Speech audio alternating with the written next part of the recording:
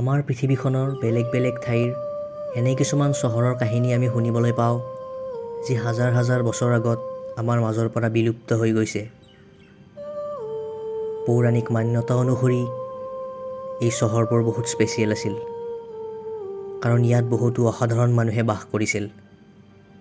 তেওঁলোকৰ ওচৰত সকলোতকৈ উন্নতমানৰ প্ৰযুক্তি মজুত আছিল, যি হয়তো আমাৰ ওচৰত আজিও নাই। এনেকুৱা এখন নগৰ আছিল দ্বাৰকা, য'ত স্বয়ং ভগৱান শ্ৰীকৃষ্ণই ৰাজত্ব কৰিছিল। আজিৰ এপিছ'ডটোত আমি দ্বাৰকাৰ ৰহস্যৰ বিষয়ে জানিবলৈ চেষ্টা কৰিম, আৰু লগতে এইটো জানিবলৈ চেষ্টা কৰিম যে মহাভাৰতত বৰ্ণিত এই নগৰী আচলতে কাল্পনিক নে এয়া আমাৰ ইতিহাস।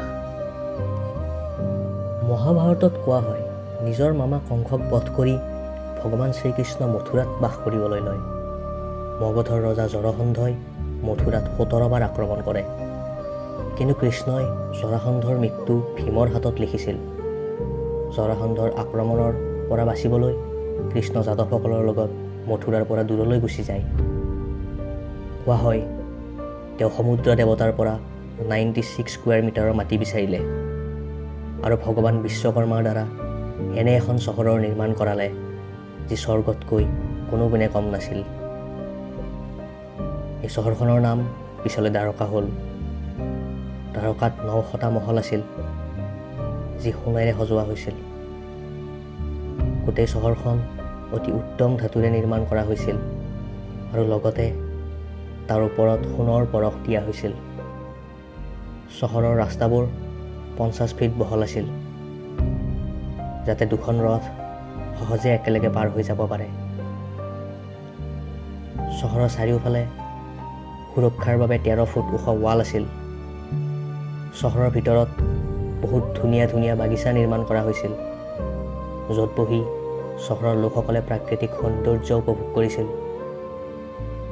মুখ্য কিলালৈ যাবলৈ 16টা ৰাস্তা আছিল, যি কেৱল প্ৰয়োজনৰ সময়তহে দেখা পোৱা গৈছিল, আৰু কাম হোৱাৰ পাছত ৰাস্তাবোৰ কিলাৰ ৱালবোৰৰ লগত বিলীন হৈ গৈছিল। মুখ্য কিলাটো চহৰৰ একেবাৰে মাজত পানীত উপঙি আছিল। কোনো শত্ৰুৰ আগমনৰ লগে লগে এই কিলা পানীৰ তলত নিজে নিজে অন্তৰ্ধান হৈ গৈছিল। এই কিলাটোৰ বিশেষত্বটো আছিল যে কিলাত থকা মানুহবোৰৰ পানীৰ তলত থাকিও কোনো ক্ষতি হোৱা নাছিল।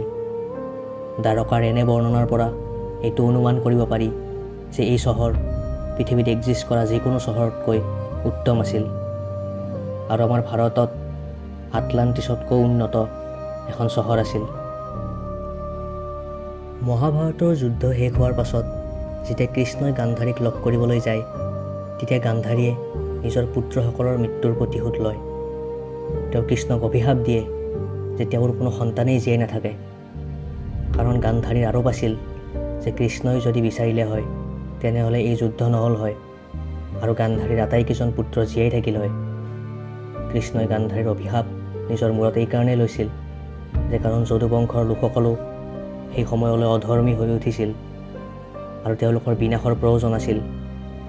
যুদ্ধ শেষ হোৱাৰ 36 ইয়াৰ্ছ পাছত দ্বাৰকা চহৰ চিৰদিনৰ বাবে সমুদ্ৰৰ অতল গহ্বৰত হেৰাই গৈছিল।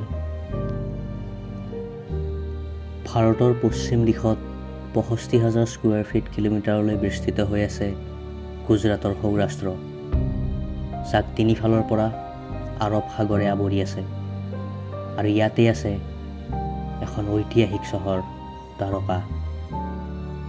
আৰৱ সাগৰ আৰু গোমতী নদীৰ সংগমত অৱস্থিত এই চহৰে ভাৰতৰ বিশ্বাসক ইতিহাসৰ লগত সংযোগ কৰে।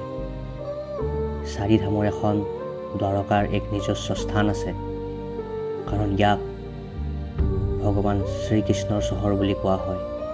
1979 চনলৈ মানুহে আমাৰ পৌৰাণিক গ্ৰন্থসমূহক এক কাহিনী বুলিয়ে ভাবি আহিছিল, আৰু তেওঁলোকে অনুমান কৰিব পৰা নাছিল যে যি দ্বাৰকাত তেওঁলোকে পূজা কৰিবলৈ যায় সেয়া আচল দ্বাৰকা নহয়। 1979 চনত হোৱা এটা আৰ্কিঅ'লজিকেল সন্ধানে মানুহক ভাবিবলৈ বাধ্য কৰালে যে মহাভাৰতৰ কাহিনীত হয়তো সঁচা ইতিহাস লুকাই আছে। দ্বাৰকাত এটা 9শ শতিকাৰ মন্দিৰ পোৱা গ'ল। এই মন্দিৰৰ সন্ধান পোৱাৰ পাছত আৰ্কিঅ'লজিষ্ট ডক্টৰ S.R. ৰাও আৰু তেওঁৰ টীমে আৰৱ সাগৰত নিজৰ সন্ধান অব্যাহত ৰাখিবলৈ সিদ্ধান্ত লয়।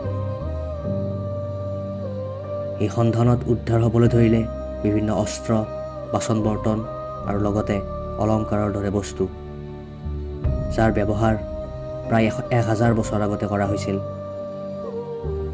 দ্বাৰকাৰ বিটছৰ পৰা 33 কিলোমিটাৰ দূৰত এটা দ্বীপত 560 মিটাৰ দীঘল এখন ৱাল পোৱা গ'ল, যাৰ ডিজাইন মহাভাৰতৰ দ্বাৰকা নগৰৰ লগত হুবহু মিল আছিল।